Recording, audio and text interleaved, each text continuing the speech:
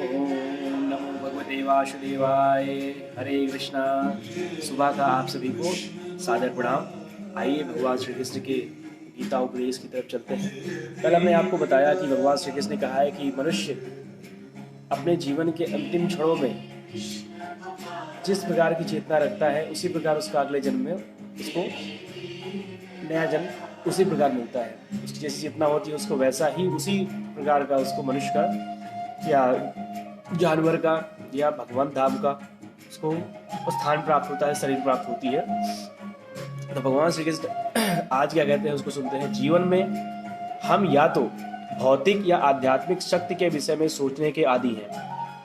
हम अपने विचारों को भौतिक शक्ति से आध्यात्मिक शक्ति में किस प्रकार ले जा सकते हैं, ऐसे बहुत से साहित्य हैं, यथा समाचार पत्र, पत्रिकाएं, उपन्यास आदि, जो हमारे विचारों को भौतिक शक्ति से भर देते हैं।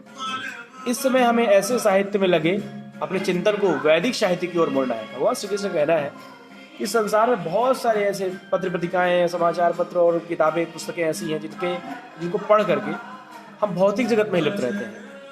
तो अगर हमें ऐसे विचारों से मुक्त होना है तो हमें वैदिक साहित्य की तरफ अपने ध्यान को, अपनी जो इच्छा है, हमारी जो पढ़ने की लालसा है, वो हमें मोड़ना पड़ेगा। अतएव महर्षियों ने अनेक वैदिक ग्रंथ लिखे हैं, यथा पुराण। ये पुराण काल्पनिक नहीं है अपितु ऐतिहासिक लेख है।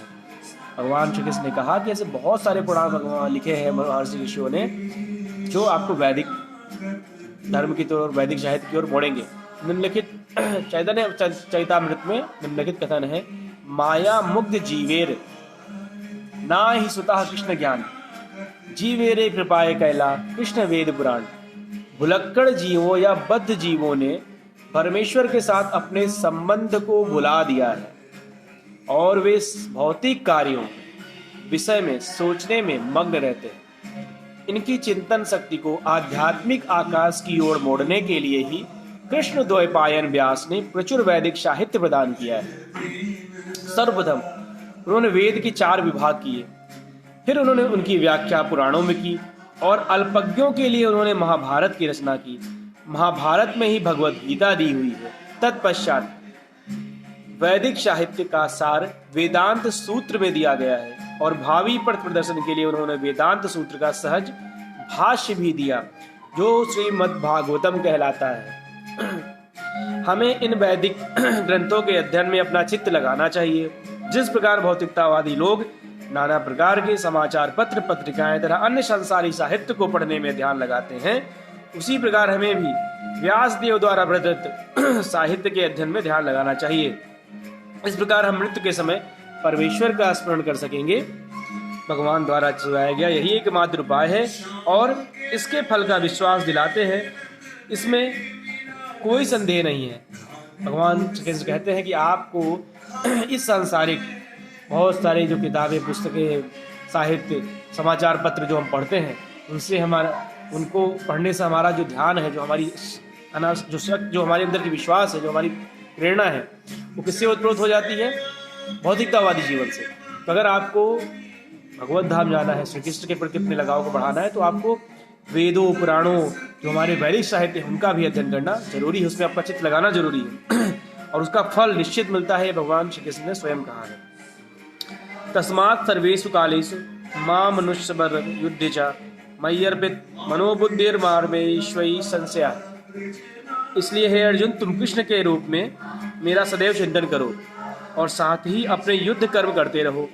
अपने कर्मों को मुझे अर्पित करके तथा अपने मन एवं बुद्धि को मुझ पर स्थिर करके तुम मुझे निश्चित रूप से प्राप्त करोगे।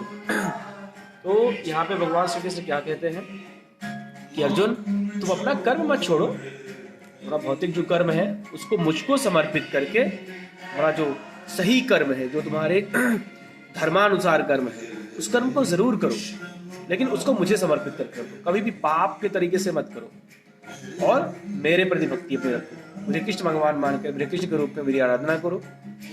फिर देखो तुम्हारा जीवन कितना सुखमय हो जाता है, तुम्हें भगवत धाम कैसे प्राप्ति होती है। तो आज के गीता उपदेश में आप सभी के लिए इतना ही कि हम अपने जीवन के जो भी कार्य कर रहे हैं, उन कार्यों को करते करते, जो भी किताबें, पुस्तकें पढ़ रहे हैं, उनको पढ़ते पढ़ते, उनका अध्ययन करते करते हमें चाहिए कि हम वेदों का, पुराणों का, उपनिषदों का भी अध्ययन जरूर करें। इससे हमें भगवत धाम के प्रति हमारा प्रेम बढ़ेगा और वहाँ जाने का हमारा मार्ग प्रशस्त होगा। सो आज का दिन आप सभी के लिए बहुत ही कल्याणकारी हो। इसी मनोकामना के साथ हरे कृष्णा, ओम नमो भगवते वासुदेवाय। हरे कृष्णा कृष्णा कृष्णा हरे हरे, हरे राम राम राम हरे हरे। सभी को सादर प्रणाम।